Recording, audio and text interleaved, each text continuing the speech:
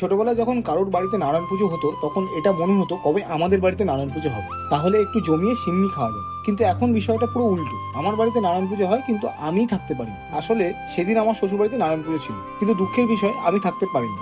আমাকে ফিল্ডে বেরোতেই হবে। তাই অফিস যাওয়ার সময় ওদের দুজনকে শ্বশুর বাড়িতে ছেড়ে দিয়ে আমি ফিল্ডে বেরিয়ে গেছি। পুজো ছিল বিকাল থেকে, তাই ওরা ধীরে সুস্থেই সব জোগাড়জান্তি করছে। আর দুদিন ধরে পুজোর বাজার আমার শাশুড়ি মা আমার বউ মিলে দুজনে করে এনেছিল। পুজো শুরু হওয়ার আগেই আমারও মাছ পৌঁছে গেছিল ওদের বাড়িতে। বলা হয়নি, আমার শ্বশুরবাড়ি যেহেতু জয়েন্ট ফ্যামিলি, তাই ছোট হোক বা বড় যে কোনো অনুষ্ঠানেই অনেক লোক হয়। আর এই যে আরেকজন তার দিদার কোলে আদর খেতে খেতে পুজো তদারকি করছিল। অন্যদিকে কাকিমা সিন্নি মাখতে ব্যস্ত। এটা নারায়ণ পুজোর সব থেকে বেস্ট পার্ট। তোমাদের কাদের কাদের সিন্নি খেতে ভালো লাগে অবশ্যই কমেন্টে জানিও। এই ঠাকুরমশাই আমাদের 12 মাসে সব পুজো করেন। ওনার বেস্ট বিষয় হলো গিয়ে উনি খুব সুন্দর আরতি করেন। আমি অফিস থেকে ফিরেই এখানে চলে গেছিলাম, তাই শাশুড়ি মা আমাকে 1 কাপ চাও দিয়েছিল। আমার পৌঁছাতে পৌঁছাতে পুজো প্রায় শেষ, বাকি ছিল শুধু হোমটা। আজকের ভিডিওর পুরো ক্রেডিটটা দেবো আমি সহেলিকে। সাধারণত আমি ভিডিও করি, সহেলি এডিট করি, কিন্তু আজকে সবটাই সহেলিই করেছে, শুধু আমি ভয়েস ওভারটা দিয়েছি। যাই হোক, শেষমেশ এটাই প্রার্থনা করি, ঈশ্বর যেন সবাইকে সুস্থ রাখুক।